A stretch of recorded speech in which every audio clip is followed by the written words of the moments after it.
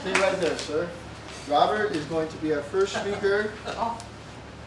How to write a successful resume is going to be 5 to 7 minutes long. Pat is going to be his evaluator. Please help me welcome Robert.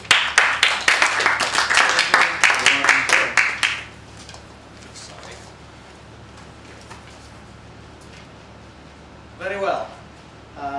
Mr. Toastmasters, fellow Toastmasters, and distinguished guests. As you probably know, I'm a life coach and a career coach. One of the things that I do is to help people with their resumes. So let's talk about that for a while. Resume is a living document. It will follow you throughout your career and it will keep on growing with you. There are 3 things that are important in a resume: content, format, and something that I call pride. Content is what it says, and the purpose of the content is to put out there your value offer, what you offer to the reader, to the potential employer. Format, we'll talk about that. It needs to be clear, concise, compelling, and it needs to be clean, welcoming to the reader. Pride is you must be able to defend it.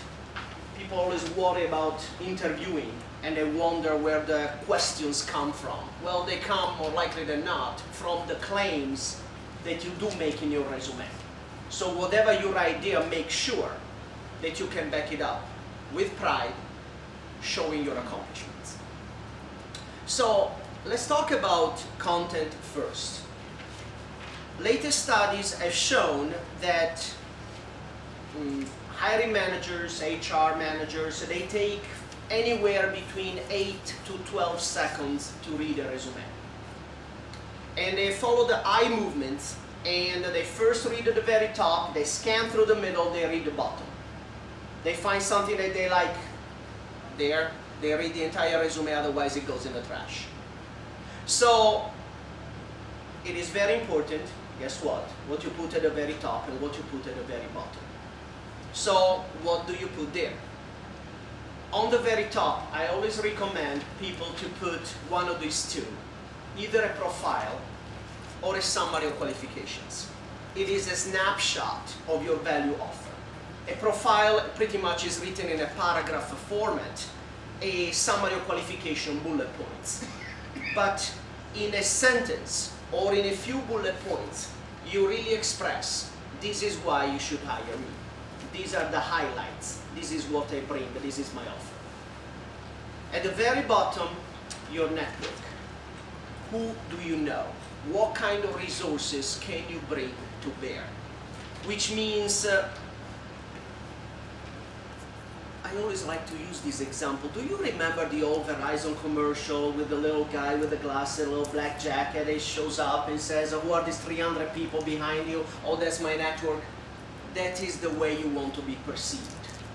I can bring new suppliers, I can open new markets for you, new resources, I know people, more customers, you name it, I can bring all of that to you. So, what do you put in the middle? Your education is important, especially if you're in the beginning, right? If you're a seasoned professional, then your experience is more important.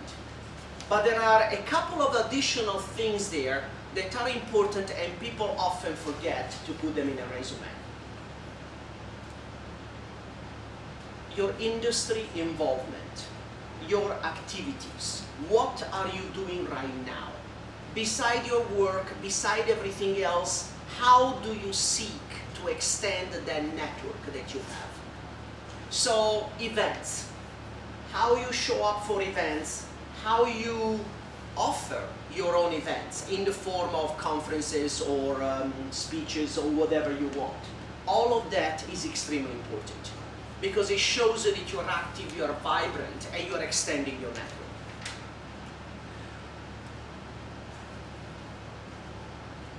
People, employers are looking for people that they can trust. It's also important to show that you're a good person. volunteering is extremely important. To have 2 or 3 activities where you can show that you're volunteer to help others is very important. People will feel that you are not totally egocentric looking for a career and making money, okay? You have more of a meaning to yourself, to your life, you want to give back. That automatically creates a sense of honesty and a sense of trust. So that is about content. Format. I want to show you some examples. Some examples of things to do, some examples of things not to do. These are my students, and I want to cover their names just in case. Format. You see this resume, classic, all right? Left heading. It goes like this. You see all the empty, unused part on this side. Shouldn't do it that way. Another example. This one. Look at the holes. Can you see the holes? White space here, here, here. Not well used. Okay. Another example. Too crowded, too big, bottom part unused, crammed in here, lacks the spacing in between, white space cells, they say. Okay. Not a good example either. This is something that is more balanced, as you can see. That's why you put all your dates on the right side. Some of the important things are the dates. Make sure that people can follow them because they are looking for sequence and chronological sequence in a resume. Make sure that the main chapters, let's call them, in your resume, they are highlighted. You see them with the lines so that people can identify what they are looking for right away. Make sure that every name of company, corporation, events or whatever, it's bolded and can be seen.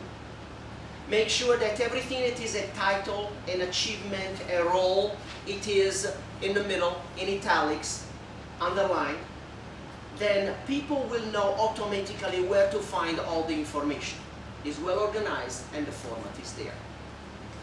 Finally, the pride. Make sure that you can defend it. Make sure that today what they call in an interview is called behavioral interviewing. So you claim to be a great leader, wonderful. Give me an example. They will do that. If you're unable to provide a good example, then it gets worse. Let me paint a scenario for you.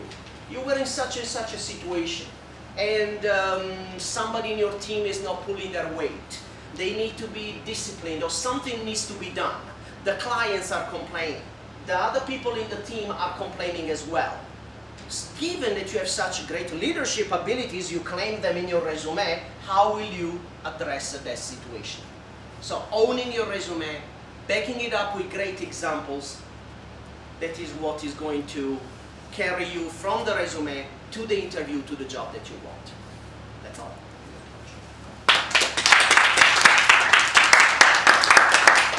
Thank you, Robert. Our next speaker is going to be Will St. Clair. I will be evaluating him. However, before he comes up, I would like to read some of his objectives. Will is doing speech number 5 from the Competent Communication Manual. Your body speaks. And his objectives are: use stance, movement, gestures, facial expressions, and eye contact to express